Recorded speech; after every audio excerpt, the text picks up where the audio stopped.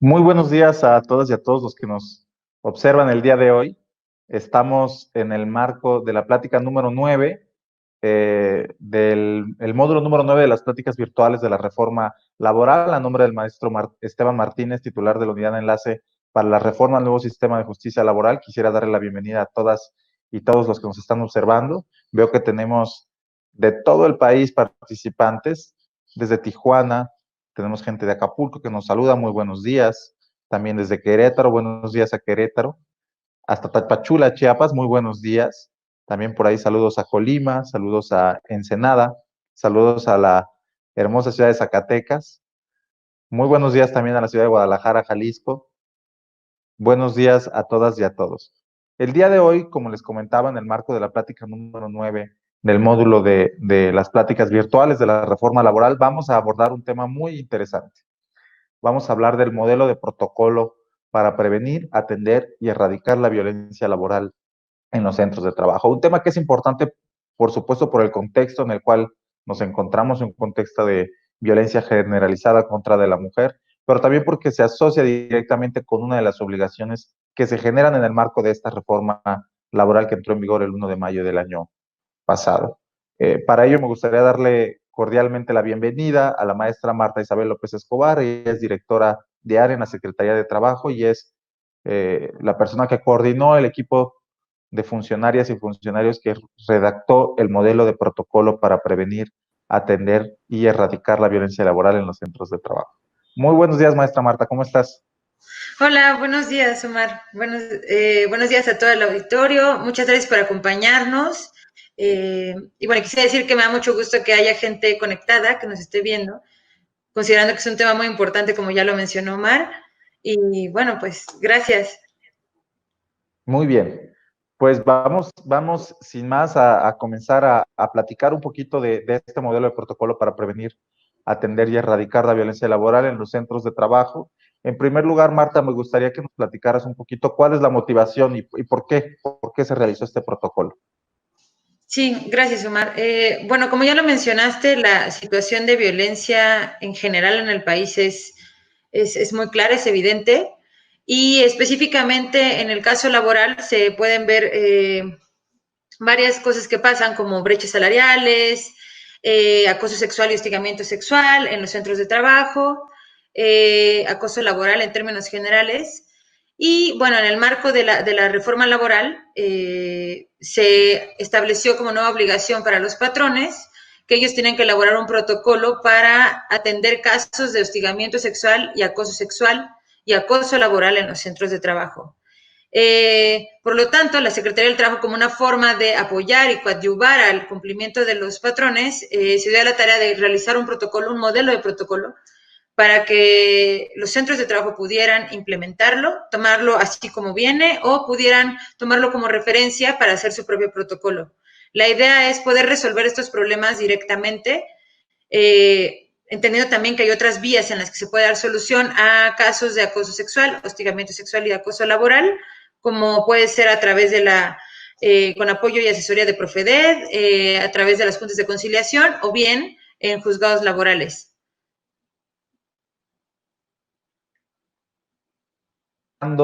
Es que tiene varios objetivos, ¿no? O sea, es por una parte, digamos, el objetivo legal y otra parte es un poco ayudar a solucionar la situación, ¿o cuál es el objetivo? Sí, bueno, el objetivo que tiene el protocolo es establecer, o sea, que los centros de trabajo establezcan acciones para tres tipos digamos, de ejes. Uno es la prevención, o sea, desde establecer la capacitación, la sensibilización sobre el problema. La otra es la atención, porque, bueno, tampoco podemos creer que tan solo con sensibilización no va a haber casos. Entonces, ¿cómo se atiende un caso? Si yo Marta, llego y presento un caso, ¿qué se tiene que hacer en el centro de trabajo para que se le dé una solución? Y finalmente la erradicación, que va acompañado de las otras dos, ¿no? Temas de sensibilización, temas de la atención y pues seguir trabajando para que haya un ambiente armonioso en el centro de trabajo. Muchas gracias, maestra Marta. Entonces, ¿qué tipos de violencia laboral abarca el protocolo? Veo que estás hablando de distintas acciones que quizá cuesta trabajo entender. Yo las vería como sinónimos, todas estas acciones que tú mencionaste, ¿no? ¿Qué tipos de violencia laboral abarca el protocolo? Y sobre todo, o sea, ¿qué tiene que ver, cuál es su relación por ahí con el acoso laboral? Sí, claro, creo que es una muy buena pregunta porque creo que es importante entender qué tipos de violencia puede existir en el ámbito laboral. Por un lado, digamos, están el tipo de violencia laboral con una connotación sexual, que puede ser acoso sexual. Esto ocurre como con pares, o sea, con pares, no hay jerarquía. Aquí lo podemos ver en las láminas. Por otro lado está el hostigamiento sexual. En la diferencia principal es la subordinación. Ocurre de una persona con mayor poder a su subordinado, y estas dos tienen una connotación sexual. Finalmente está el acoso laboral, que se presenta como una serie de eventos que ya sea bien que intimiden o excluyan, o sea, a alguien no se le dé trabajo o se le deje fuera de toda la planeación de algo en lo que podría estar involucrado, se opaque, se aplane, y estas acciones no solamente están enfocadas a no solamente un daño físico o psicológico, también puede ser un daño económico, como esto que ya mencionábamos de a una persona se le puede pagar menos como por ser mujer o porque es una persona que no se lleva con el jefe. Y después está también en cuestiones laboral profesional, que no permitan el crecimiento de la persona, que pongan barreras a su crecimiento. Y bueno, este tipo puede existir muchas acciones que tengan que entrar en este tema de acoso laboral, y es básicamente eso que se propuso en el protocolo, los 3 tipos de violencia. Muchas gracias. Veo por ahí que entonces hay una labor interesante para acotar todas estas acciones y que los centros de trabajo puedan entender de una manera muy clara y pedagógica de qué va cada una de estas, ¿no? Porque en la categorización es importante que logremos diferenciar cuáles son los elementos que configuran una acción o cuáles no. A mí me gustaría, Marta, que nos platiques un poquito más entonces del flujo, del protocolo. ¿Cómo funciona entonces? ¿Cuál es en términos generales la idea que tiene el protocolo? ¿Cuáles son los pasos que hay que seguir para que los centros de trabajo y las personas que están en cada uno de los centros de trabajo que nos observan el día de hoy puedan entenderlo de mejor manera? Sí, gracias. Bueno, en primer lugar sería nuevamente tomar las definiciones, lo que ya mencioné. Los centros de trabajo en su protocolo es muy importante que mencionen qué, qué violencia puede existir, acoso sexual, hostigamiento sexual o acoso laboral. Después de eso se plantean unos principios rectores que deben de, pues como dice su nombre, regir la acción de todo el protocolo, que básicamente se propusieron en términos de, por ejemplo, que no haya no revictimización, dignidad y defensa de la persona. Todo esto con una idea de un ambiente saludable y armonioso. Lo que buscamos con el protocolo es que no exista violencia laboral y por lo tanto sea un ambiente agradable en el que quieras ir a trabajar todos los días, que exista una igualdad de oportunidades para todas las personas. Confidencialidad, es muy importante que se le dé la confianza a las personas que lo que ellos cuenten o las demandas que ellos, bueno, las quejas que ellos presenten sobre algún caso de acoso, de hostigamiento, no se va a hablar sobre el tema con la persona que pudo haber sido la posible agresora, una debida diligencia y, bueno, como ya se mencionó, la no revictimización. Intentar, en la medida de lo posible, que la persona no repita múltiples veces pues lo que le pasó, ¿no? Esto sería el inicio del protocolo. Después se establecen qué actores son necesarios para el funcionamiento de un protocolo de atención a los casos. Estamos considerando que este protocolo, al ser un modelo, toma en cuenta que se puede aplicar para diferentes tamaños de centro de trabajo. No es lo mismo un centro de trabajo de 200 personas a un centro de trabajo de 3 personas. Si intentamos abarcar lo más posible esta heterogeneidad que hay en los centros de trabajo, entonces pues se propuso 2 tipos de actores estratégicos. Las personas consejeras, que deben de existir en cualquier tamaño de centro de trabajo, digamos, son los actores de primer contacto. Tú tienes un problema, llegas con esta persona y le dices, estoy siendo víctima de caso de acoso laboral o un caso de acoso sexual, de hostigamiento sexual, y esta persona tiene que llevar el caso. Dependiendo el tamaño del centro de trabajo, se piden cierto número de personas consejeras. Si es un centro de trabajo menor a 16 trabajadores, entonces solamente se cuenta con personas consejeras, quienes van a fungir como un comité. Ahora bien, a partir de los centros de trabajo de 16 personas para arriba, se plantea un comité de atención y seguimiento, que él es el encargado de emitir y adoptar el protocolo de todas las medidas que sean necesarias para la sensibilización y capacitación sobre los temas y de dar atención a los casos. Entonces, tienes estos dos actores. Finalmente, bueno, ya tienes estos actores y se plantean dos tipos de medidas. Puede haber medidas de protección, que es una presunta víctima dice, yo fui víctima de un caso de acoso laboral, entonces se hacen medidas de protección, por ejemplo, modificando su horario, permitiéndole tal vez hacer teletrabajo o bien cambiándolo del área, dependiendo del tipo de sector en el que esté el centro de trabajo. Y por otro lado se proponen las medidas de modificación de conducta. Estas medidas de modificación de conducta ocurren una vez que ya se revisó todo el caso y se determinó que la presunta persona agresora en realidad sí fue agresora. Entonces, estas de modificación de conducta van desde acciones muy simples como sensibilizar, capacitar y darle un seguimiento a la modificación de su conducta hasta la terminación de la relación laboral. Entonces, esto sería como los planteamientos como actores y como medidas. En la siguiente lámina podemos ver el flujo de cómo funciona el proceso de la denuncia y de la atención pues a la queja, ¿no? Entonces, por un lado, pues la presunta víctima se acerca con la persona consejera, como ya se mencionó. Esta persona consejera, pues es muy importante que genere un ambiente de confianza y que mencione que existe la confidencialidad en el caso y propicie que la persona pueda hablar sobre el tema y se le da atención. Asimismo, bueno, hay una asesoría por parte de la persona consejera, quien le ayuda a plasmar por escrito su queja, ya sea que esta queja se pase directamente al comité o que en el caso de un centro de trabajo de tamaño menor a 16 personas se quede con ella para que ella haga la atención. Entonces se plasma por escrito la queja, el comité de atención y seguimiento recibe la queja, posteriormente este comité determina si se deberían de establecer o no medidas de protección. Algo que es muy importante es que las medidas de protección se pueden aplicar en cualquier momento. Desde que se recibe la queja y se determina si hay que poner una medida de protección o ya al final. No hay un límite de tiempo para la aplicación de la medida de protección.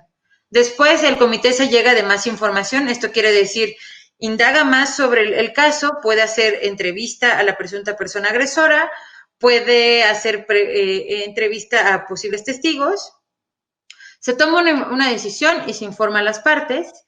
Y finalmente, si en el caso de que así sea, que la presunta persona agresora sí sea la agresora, se dictan medidas de modificación de conducta, ¿no? Las que ya mencioné anteriormente, y finalmente se elabora un acta de cierre. Esto es en cuanto al proceso de la denuncia. Y otro de los contenidos muy buenos que tiene el modelo de protocolo es que cuenta con diferentes anexos de documentos que podrían tener los centros de trabajo para apoyarse en la construcción de su propio protocolo. Si podemos pasar a la siguiente lámina, por favor. Se tiene un formato de carta de compromiso de las personas consejeras y o integrantes del comité de atención. Esto es muy importante porque se debe contar con personas comprometidas y responsables, porque se está hablando de personas y se están tratando temas delicados. Se tiene un ejemplo de un plan de trabajo, es un plan de trabajo que incluye desde qué actividades, cuál va a ser el seguimiento de cronograma, sobre todo con actividades que tienen que ver con la sensibilización y la capacitación, no solamente a las personas consejeras y a los integrantes del comité, sino a todas las personas trabajadoras del centro de trabajo. Finalmente se cuenta con unas guías de tipo de entrevistas y cuestionarios que se pueden hacer para presuntas víctimas, presuntas personas agresoras y también para personas testigas. También se cuenta con un formato para la presentación de quejas, qué datos se necesitaría para tener una queja en forma. Y bueno, en los próximos días se ha hablado de la presentación de un kit de capacitación para personas consejeras y o integrantes del comité.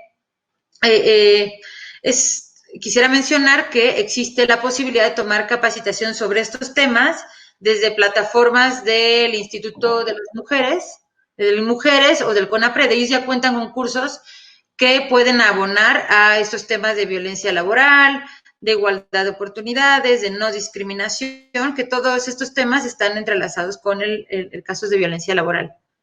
Y bueno, y finalmente esa sería la explicación del modelo del protocolo.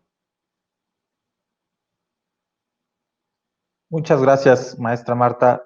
Me parece que entonces vamos a entrar ya a la parte en la que las personas que nos están observando nos plantean las dudas que pudieran tener sobre el tema que nos compete el día de hoy para dar respuesta, por supuesto, a sus preguntas, ¿no? No sé si del equipo por ahí me pueden ayudar a identificar qué preguntas nos hicieron en esta muy atinada presentación. Muchas gracias. En primer lugar, tenemos esta pregunta de Elizabeth Arreola Guerrero que nos plantea lo siguiente. ¿Nos pudieran explicar cómo gestionar un adecuado proceso en las funciones de una línea de quejas y denuncias en los centros de trabajo? Y conocer cuál es la diferencia en cada proceso. Gracias, Elizabeth.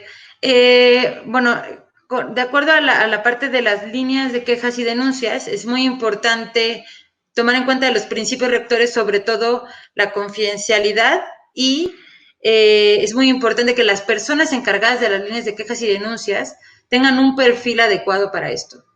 Creo que es algo que me faltó mencionar sobre las personas consejeras y los integrantes del comité, pero se plantea un tipo de perfil. No puede ser cualquier persona la que atienda estos temas y sobre todo no pueden ser personas que hayan sido acusadas anteriormente de casos de violencia laboral. Entonces, para las líneas de quejas y denuncias, se necesitaría tener un equipo en la medida de lo posible capacitado y sensibilizado sobre el tema no solamente de violencia laboral, sino de igualdad de oportunidades, de equidad de género, de no discriminación, para que puedan dar una buena atención. Y en la segunda parte de la pregunta hablaba sobre la diferencia de los procesos. No sé si se refería en cuanto al proceso al interior del centro de trabajo o las otras posibilidades que existen, pero pudiera ahondar un poco más. Entonces, como se mencionó anteriormente, existe el proceso al interior del centro de trabajo. La idea es que idealmente se puedan resolver los casos en el centro de trabajo. ¿Por qué? Porque es muy rápido, ayuda a todos. En algunos casos no es tan grave la falta, sino es una cuestión de modificación de conducta, como ya se planteó, y no llevan tanto tiempo ni tanto costo, como podría ser, por ejemplo, llegar a un juzgado laboral. También por eso se menciona que si bien no se logra algún acuerdo al interior del centro de trabajo, digamos, si después de realizado todo el proceso, o sea, se determina que la persona, la presunta agresora no lo fue, pero la presunta víctima no queda conforme, ella puede ir a explorar las otras vías. La otra vía podría ir a la Procuraduría Federal de la Defensa del Trabajo, donde le pudieran dar asesoría y le pudieran apoyar. También podría entrar por la vía de la conciliar en las juntas, o bien, bueno, ya llegar al caso de los juzgados laborales. Muchas gracias, Marta. Por ahí tenemos otra pregunta que nos están haciendo y es No sé Eli si Garza. hay otra pregunta por ahí. Sí, justo. Eli Garza nos pregunta desde Monterrey, ¿cuál es la vinculación de todo esto con la norma 025, que no es obligatoria, dice?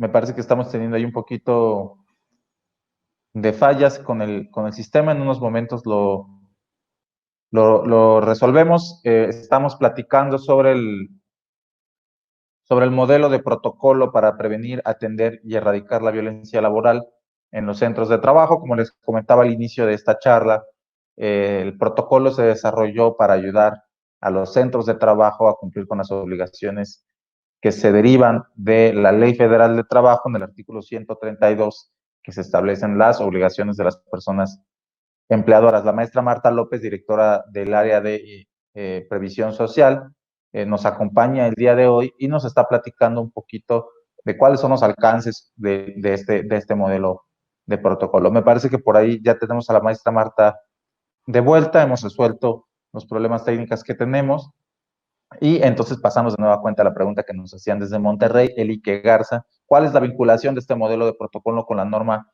25, que no es obligatorio esta norma 25? ¿Esta es una nueva obligación laboral o cómo va?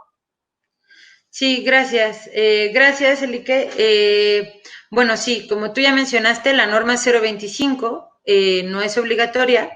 Esta norma se enfoca en igualdad laboral, no discriminación, y existe un contenido sobre casos de violencia laboral. Al igual que este modelo, como lo mencioné desde el inicio, no, el modelo en sí, el que se está proponiendo por la Secretaría del Trabajo, no es obligatorio. Lo que sí es obligatorio es el cumplimiento que tienen los patrones para realizar un protocolo sobre estos temas. Digamos, aquí este modelo sirve como una guía de qué consideraciones se deben de tener al realizar un protocolo para atender y erradicar casos de violencia laboral en los centros de trabajo, pero si bien el protocolo en sí no es obligatorio.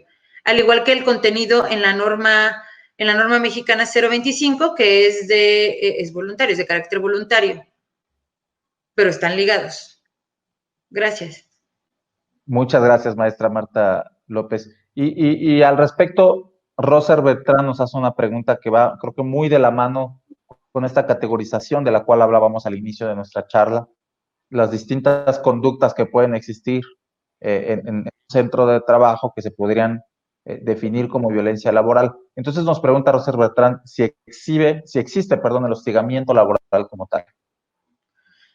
Muchas gracias, Rosa, por la pregunta. Es muy atinada en el sentido de que cuando estamos definiendo acoso laboral, estamos considerando que puede ser, o sea, puede haber una jerarquía o puede ser entre iguales. O sea, digamos, nosotros mencionamos acoso laboral considerando la subordinación o considerando el acoso entre iguales. Entonces, sí, en ese caso podría existir hostigamiento laboral, solo que se englobó en una sola definición. Esto quiere decir que una persona de mayor jerarquía que tú realiza una serie de acciones en las que pues te ataca en términos psicológicos, en términos físicos, en términos económicos, como ya se mencionó, o en términos profesionales. Entonces sí puede existir el hostigamiento laboral.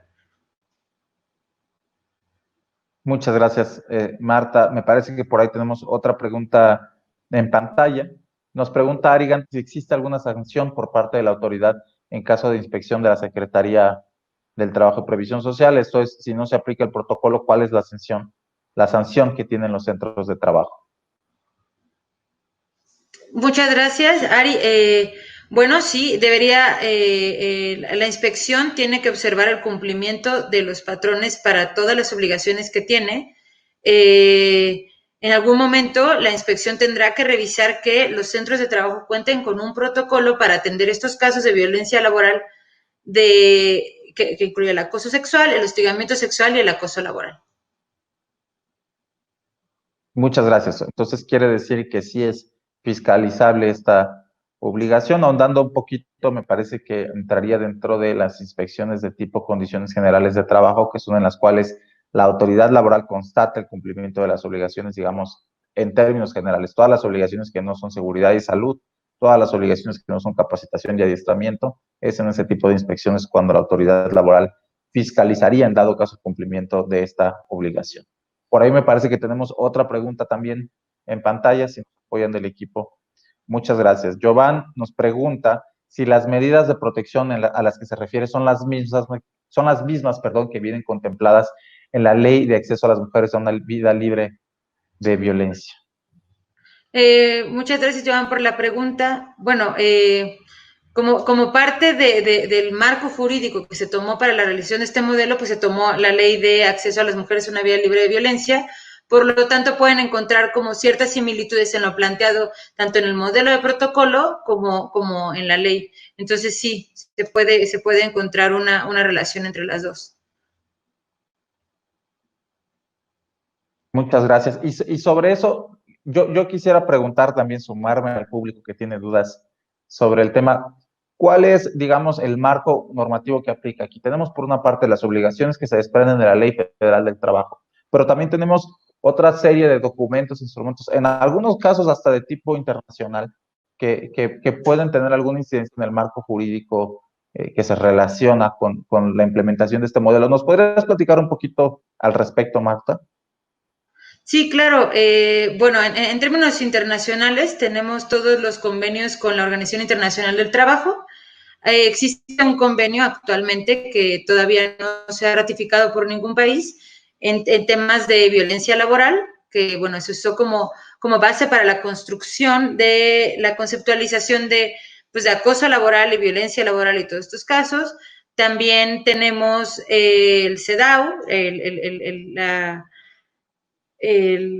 comité, la comisión, para que las mujeres tengan acceso a una vida libre de violencia, que igual está relacionada con esta ley que ya se mencionó.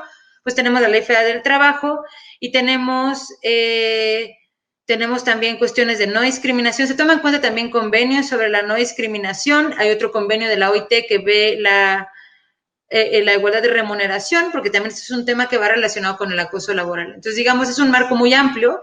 Si ustedes pueden y tienen la oportunidad de consultar el protocolo, pueden ver más a detalle el marco jurídico.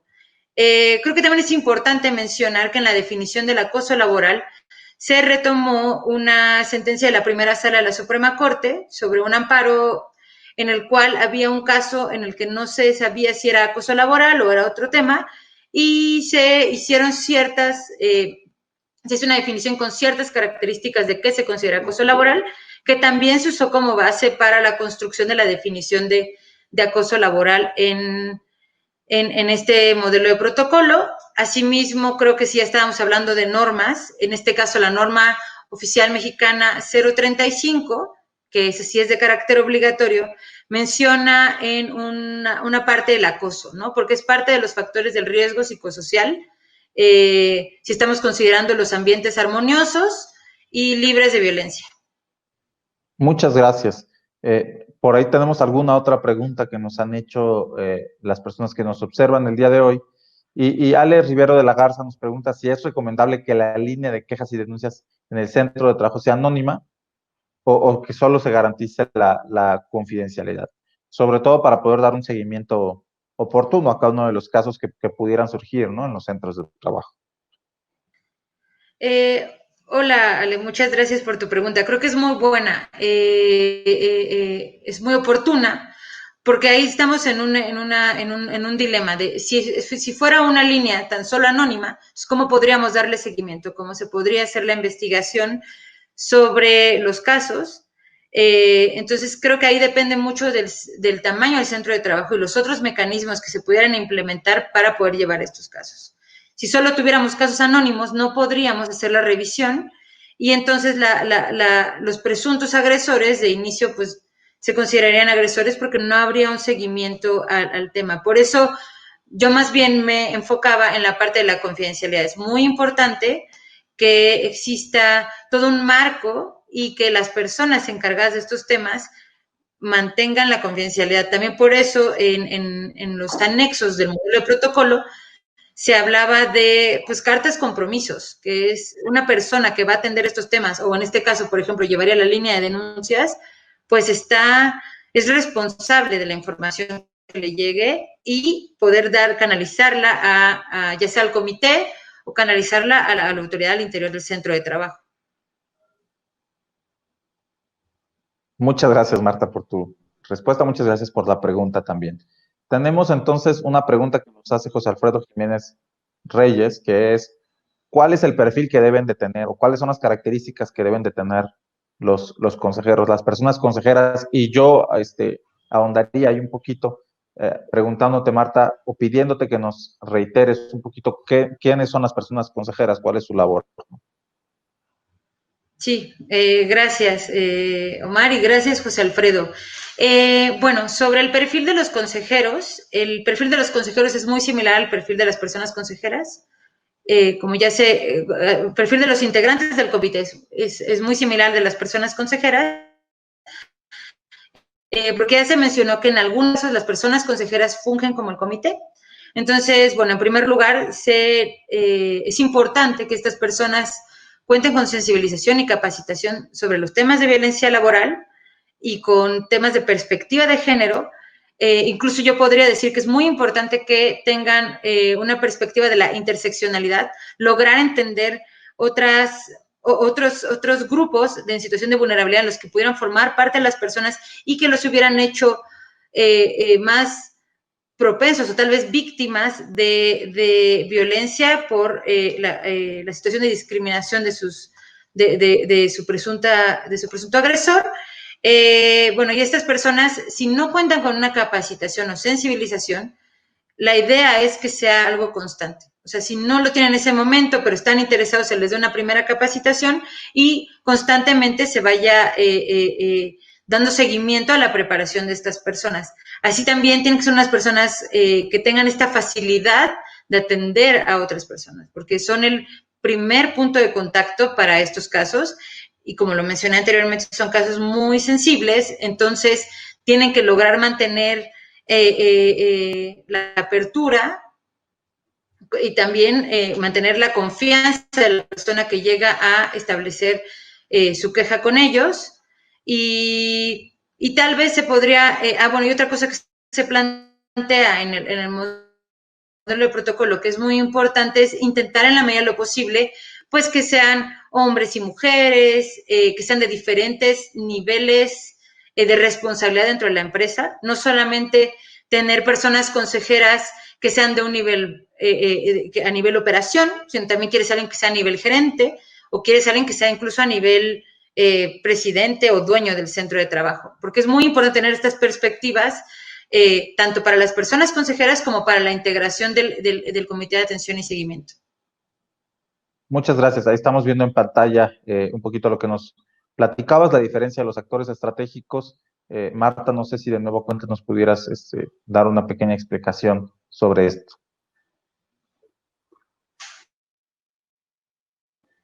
Sí, sí, claro. Bueno, sí, ahí como menciona, la persona consejera es la encargada de dar atención de primer contacto. Por eso mencionaba que es muy importante que en su perfil tenga esta facilidad de poder entablar conversaciones con las personas, de ser empático, de la apertura para los casos. Y sobre, bueno, el comité de atención y seguimiento, pues está integrado por personas consejeras. Y como ya se mencionó, es muy importante intentar en la medida de lo posible que esté integrado casi 40, 60, 50, 50 hombres y mujeres, porque es muy importante tener las percepciones de género de los dos grupos. Asimismo, también es importante que se tome en consideración los diferentes niveles de responsabilidad. E incluso, si quisiéramos pensar en comités mucho más progresistas y con una mejor perspectiva de derechos humanos, pues se permitiría la entrada de otras personas que representen tal vez a personas indígenas o a personas con discapacidad y le puedan dar una perspectiva diferente a la solución de los casos de violencia laboral al interior del centro de trabajo, porque es muy importante recordar que no solamente nos estamos enfocando en casos que tienen connotación sexual, sino también estamos viendo casos de acoso laboral, del día a día, algo que podría parecer que no es acoso, pudiera serlo. Muchas gracias, maestra Marta. Pues ahí queda muy claro ya cuál es la diferencia de nueva cuenta entre la persona consejera y la persona miembro del comité. Eh, Luz Denise García Ayala nos hace una pregunta y pregunta si el protocolo es obligatorio para todos los centros de trabajo, tanto como empresas, instituciones gubernamentales y pequeñas empresas. ¿Qué nos podrías decir al respecto, Marta? Muchas gracias, Luz. Es muy buena pregunta. Bueno, por un lado, en lo que respecta a la Ley Federal del Trabajo, está enfocado a todos los centros de trabajo del apartado A. ¿Esto qué quiere decir? Mayoritariamente centros de trabajo del sector privado o social. Y por otro lado, existe un protocolo de atención a estos casos de violencia laboral que emitió la Secretaría de la Función Pública, en donde ellos también establecen los pasos, los actores, las medidas que se deben de llevar al interior en las instituciones gubernamentales. Entonces, en lo que respecta al apartado A y a este modelo de protocolo, se enfoca en la obligación de los patrones a cumplir con un protocolo y serían los centros mayoritariamente privados de diferente tamaño, no importa el tamaño de la empresa, como se menciona desde el inicio, pueden ser empresas desde 2 personas, 3 personas, hasta 1000 personas, ¿no? Bueno, sin poner un límite. Y en cuanto al apartado B, como ya lo mencioné, se publicó en enero de este año por función pública el protocolo que deben de seguir las instituciones gubernamentales. Eso quiere decir el apartado B, de acuerdo a lo que se establece en el artículo 123 de la Constitución Política de los Estados Unidos Mexicanos. Muchas gracias, Marta. Entonces vemos que aplica para todos los centros de trabajo, digamos, que son apartado A, ¿no? Sí. Muy bien, muy bien. Y para el apartado B, digamos, sector público, tenemos un protocolo que se publicó en el Diario Oficial de la Federación, que elaboró la Secretaría de la Función Pública, ¿no? Sí. Muy bien, nos queda muy claro entonces. Por ahí tenemos otra pregunta de Edna Torres Hernández y nos pregunta si puede utilizarse este protocolo para agregar denuncias por factores de riesgo psicosocial. Muchas gracias por la pregunta, Edna.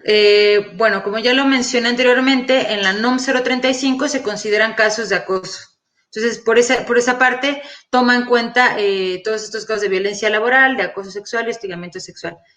Pero en cuanto a las denuncias por factores de riesgo psicosocial, se tiene que hacer lo establecido por la NOM 035, que es de observancia obligatoria. Entonces, digamos, todo lo que se considere factores de riesgo psicosocial como están plasmados en la norma 035 se tendrá que hacer de esa forma. ¿Por qué? Porque como ya lo mencionó el maestro Omar, en términos de fiscalización, la inspección lo fiscaliza en temas de seguridad y salud en el trabajo, que serían todas las normas oficiales mexicanas, en temas de condiciones generales del trabajo y en temas de capacitación y adiestramiento. Este protocolo entraría como los temas de condiciones generales del trabajo. Son temas del salario, son temas de prestaciones, son temas de vacaciones, de prestaciones en general, digamos. Ahora bien, lo que está sobre la norma 035 se tendría que hacer respecto a los riesgos, se tendría que hacer con base en la norma 035, y entonces esto entra en otro tipo de inspección. Entonces, se tendría que pues realizar por separado para que sea más fácil la fiscalización de estas medidas. Y bueno, respecto a la norma 035, que ya han preguntado varias veces sobre cuándo habrá un módulo, esperemos que sea muy pronto. Se espera que en un par de semanas más se pueda determinar qué fecha para la NOM 035, y en este caso, pues yo creo que sería el maestro Omar quien daría la plática sobre la NOM 035. Muchas gracias, Marta. Justo iba a comentar a todas las personas que nos están observando que en las próximas semanas vamos a tener una plática respecto a la norma 035, factores de riesgo psicosocial, que recordar a todas y a todos que es una norma, una de las 44 normas oficiales mexicanas en materia de seguridad y salud en el trabajo que ha emitido la Secretaría del Trabajo y Previsión Social, que es de cumplimiento obligatorio para todos los centros de trabajo. Por supuesto, tiene un cumplimiento diferenciado en razón del número de trabajadores que tiene cada centro de trabajo. Y bueno, con mucho gusto estaremos platicando sobre la norma para que no queden cabos sueltos, para que no queden dudas, ¿no? Por supuesto que hay una relación de alguna manera entre los factores de riesgo psicosocial y la violencia laboral que pudiera haber en un centro de trabajo. Sin embargo, como bien comentaba la maestra Marta, son temas que van por cuerdas separadas. En un caso, porque se trata de acciones que van relacionadas con la salud de los trabajadores, salud ocupacional, y en otro caso porque se trata de obligaciones que se desprenden también de las obligaciones, perdón, de los empleadores en el artículo 132 de la Ley Federal de Trabajo, pero de una fracción en específico que establece la obligación de los centros de trabajo de contar con protocolos que atiendan estas situaciones. Me parece que tenemos por ahí un par de preguntas adicionales todavía, si nos da tiempo. Y tenemos esta pregunta de Marce Rorre. Normalmente es complicado denunciar el acoso por falta de pruebas. Si yo como patrón decido tomar acción contra la persona que está acosando, ¿cómo se debe proceder ante la posibilidad de un despido injustificado? Me parece que es una muy buena pregunta. Marta, ¿qué nos puedes decir al respecto? Sí, muchas gracias, Marce. Sí, efectivamente es difícil contar con pruebas suficientes para poder determinar que, en ese caso, la presunta persona agresora es agresora. Yo lo que te recomendaría es, en esos casos acercarte a la Profedet. Ellos te pueden dar asesoría sobre estos casos. Ellos incluso desarrollaron un protocolo sobre la atención a víctimas de violencia laboral, la cual se presentó al mismo tiempo que este modelo de protocolo. Entonces, ellos tienen muy claro de qué es lo que se necesitaría para demostrar esto, para que no tengas problemas de despido injustificado. Me parece una muy buena duda. Gracias. Muchas gracias, maestra Marta. Y nada más para darle un poquito o ahondar un poquito en la pregunta que nos hicieron, también los centros de trabajo recordar que pueden caer en responsabilidad por omisión. Eso es, un centro de trabajo que decide no proceder en contra de una presunta persona acosadora al interior del centro de trabajo puede ocasionar una responsabilidad por omisión para el centro de trabajo. Es, sin duda alguna, una obligación interesante para los centros de trabajo porque se encuentran en muchos casos en esta dicotomía. Si decido terminar la relación laboral con una persona y puede configurarse un despido injustificado, o si por el contrario decido no hacer nada y entonces tengo yo una responsabilidad como empleador por no tomar cartas en el asunto, ¿no? Por ahí teníamos otra pregunta que aparecía en pantalla, que es de Misael Eulán. En caso de acoso sexual, nos pregunta Misael, ¿el agresor puede ser sancionado con cárcel?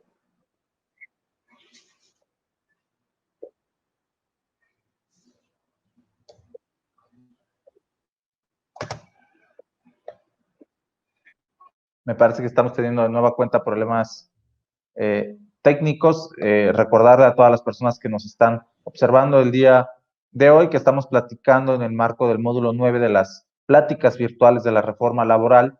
La maestra Marta Isabel López Escobar nos está haciendo una espléndida explicación acerca del modelo de protocolo para prevenir, atender y erradicar la violencia laboral en los centros de trabajo. Recordarle a todas las personas que este modelo se desarrolló para ayudar a los centros de trabajo dar cumplimiento a las obligaciones establecidas en el artículo 132 de la Ley Federal del Trabajo, que en el marco de la reciente reforma laboral del 1 de mayo del año pasado se incluyó esta obligación de contar con protocolos en los centros de trabajo justamente para atender este tipo de situaciones que pueden ocurrir. No sé si ya hemos logrado ahí resolver los problemas técnicos y ya está de vuelta con nosotros la maestra Marta. Teníamos por ahí una duda en pantalla y a ver si podemos darle respuesta. Me parece que todavía no hemos logrado conectarla de nueva cuenta. Una disculpa a todas las personas que nos están observando. Retomando de nueva cuenta el tema, la diferencia y la importancia de atender estos casos, hablaba la maestra Marta sobre la importancia de delimitar en primer lugar las acciones que se pueden configurar como violencia laboral, como género, por supuesto, y como especie que tenemos, que es acoso sexual, que es hostigamiento laboral, en fin, todas las acciones que se pueden dar y que todas se consideran como violencia laboral eh, para facilidad de implementación de este protocolo. También hablaba la maestra Marta sobre los principios que tienen que tener o que contempla el protocolo para la actuación de las personas involucradas en casos de violencia laboral al interior del centro de trabajo. Hablaba por ahí de dos muy importantes. En primer lugar, la no revictimización, por supuesto. Y en segundo lugar, hablaba también por ahí de... mira, ya está de vuelta la maestra Marta, me Lo parece. siento. Gracias. Muchas gracias, Marta. Pues continuamos entonces, me parece que teníamos ahí unas últimas dudas, no sé si nos ayudan, muchas gracias. La duda de Misael, si el agresor puede ser sancionado con cárcel en el caso de acoso sexual. Sí, muchas gracias, Misael. Como lo mencioné al inicio, el modelo de protocolo se enfoca a la atención primero en el centro de trabajo, pero existen otras vías por las cuales se pueden atender estos temas. Entre ellos está la conciliación, pero también están los juzgados laborales y también en casos de acoso sexual y hostigamiento sexual se puede ir a la materia penal. En el Código Penal Federal se mencionan el acoso sexual y el hostigamiento sexual como delitos. Entonces sí podría haber sanciones de materia penal para estos casos. Muchas gracias, Marta. O sea, quieres decir que son, digamos, van por vías separadas, ¿no? Una es, Sí. digamos, las acciones que el centro de trabajo puede desarrollar en su interior para prevenir, erradicar y atender este tipo de situaciones. Y en segundo lugar, las vías penales por las que se pudiera ir en caso de que se configurara un posible delito. Sí, sí, sí. Muchas gracias. Son dos vías separadas, la laboral con las diferentes opciones que se están planteando desde el módulo de protocolo y está la vía penal. Muchas gracias. Por ahí creo que nos tenemos tiempo de alguna otra pregunta. Nos pueden ayudar ahí del equipo. Ahí está Frida Arias Contreras, que nos pregunta cuál es la responsabilidad de la empresa, del patrón o del comité si actuó conforme al protocolo y no se frenaron las conductas e incluso existen afectaciones de carácter penal. Muchas gracias, Frida, por la pregunta. Bueno, como lo hemos mencionado, el protocolo es un modelo y la idea es intentar darle solución a los problemas al interior. Ahora bien, la persona consejera o el comité de atención y seguimiento podría también canalizar a la persona y explicarle que puede irse por las otras opciones de la vía laboral, como ya se mencionaron, que podría ser ir a Profedet, ir a la conciliación o bien a un juzgado laboral. Hoy también le pueden mencionar sobre las otras opciones de vía penal. Si no se logra solucionar el caso al centro de trabajo y se considera que tiene digamos que tiene algo que está relacionado con la materia penal y de una gran fuerza para irse a la materia penal, se le puede canalizar. Digamos, la responsabilidad que tienen los patrones es de elaborar el protocolo y de mejorar los ambientes laborales. Pero se quedaría hasta ese punto y ya entonces se canalizaría a cuestiones penales en caso de que se viera la necesidad de hacerlo. Y la presunta víctima puede ir a la atención en el centro de trabajo, se puede ir directamente por la vía penal. Por mi parte sería todo. No sé si el maestro Mar quisiera abonar a esta pregunta o a hacer otra. Muchas gracias, maestra Marta. Pues fíjate que me llama la atención en la pregunta un punto que se relaciona con los principios que se desarrollaron para este protocolo y que me parece que es muy importante resaltar. Y ese principio es el de debida diligencia. ¿Qué quiere decir la debida diligencia? Bueno, en pocas palabras quiere decir que los centros de trabajo se toman en serio su labor en el marco de actuación de este protocolo. Un centro de trabajo que toma en serio la denuncia, que decide llevar, digamos, a cabo una investigación seria, que escucha a las partes, que hace una investigación que verdaderamente, digamos, colma los principios requeridos para dar atención a este tipo de casos, pues no caería en una responsabilidad por omisión, porque estaríamos hablando de un centro de trabajo que hizo bien su chamba, digamos, ¿no? Hablando de una manera muy coloquial. Entonces, la debida diligencia configura todo eso, hacer bien el trabajo, tomarse en serio las denuncias, seguir el camino que establece el protocolo de una manera seria, para que las personas sientan que este mecanismo funciona. No se trata, el protocolo, y hay que decirlo de una manera muy clara, de una tapadera para que los centros de trabajo decidan, digamos, ocultar este tipo de situaciones que desafortunadamente pueden ocurrir en los centros de trabajo. Pero tampoco se trata, y hay que decirlo, el protocolo, de un mecanismo por el cual sí, porque sí, se va a dar un castigo a las personas víctimas, ¿no? Entonces, la debida diligencia me parece que configura eso, que se tome en serio el protocolo, que sea efectivo, que funcione, y en la medida en la que este protocolo funciona, que los centros de trabajo cumplan con esta debida diligencia, entonces no puede haber por ninguna manera una omisión de responsabilidad de los centros de trabajo.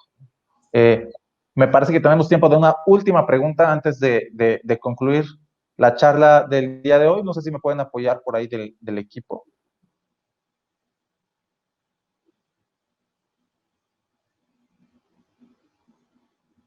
Me parece que ya no tenemos más preguntas, pues agradecerles a todos y a todas su presencia el día de hoy en esta plática número 9 de las pláticas virtuales de la unidad de implementación de la reforma laboral. En nombre del maestro Esteban Martínez y de todo su equipo en la Secretaría del Trabajo, quisiera agradecer las preguntas que nos hicieron, agradecerle por supuesto a la maestra Marta Isabel su muy amable participación. Este es un tema muy, muy interesante que da para muchas horas más de de charlas. Ciertamente en el proceso de elaboración de este modelo de protocolo se tuvieron discusiones muy interesantes, no solo al interior de la Secretaría del Trabajo, sino también con otras instituciones. Es el caso de las colegas de mujeres, por supuesto, que nos acompañaron para desarrollar un protocolo que consideramos en la Secretaría y en la Administración Pública Federal colma y cumple, no solo con lo establecido en la Ley Federal del Trabajo, sino también con los principios que la lucha de miles, cientos de miles de mujeres han tenido para buscar una mejora en sus condiciones laborales, ¿no? Para desaparecer la violencia, el acoso, en fin.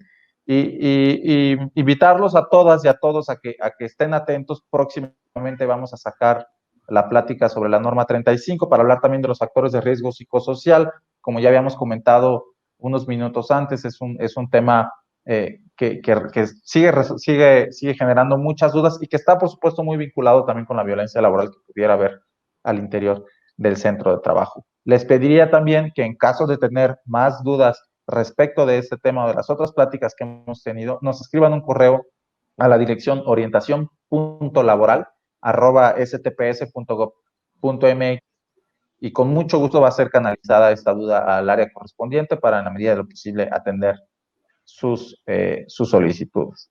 No me queda nada más que agradecer a todas y a todos. Muchas gracias, maestra Marta, de nueva cuenta, por tu muy amable explicación el día de hoy. Muy bonito día de lunes 6 de junio a todas las personas que nos observan. Y pues muchas gracias. Muchas gracias. Buen día.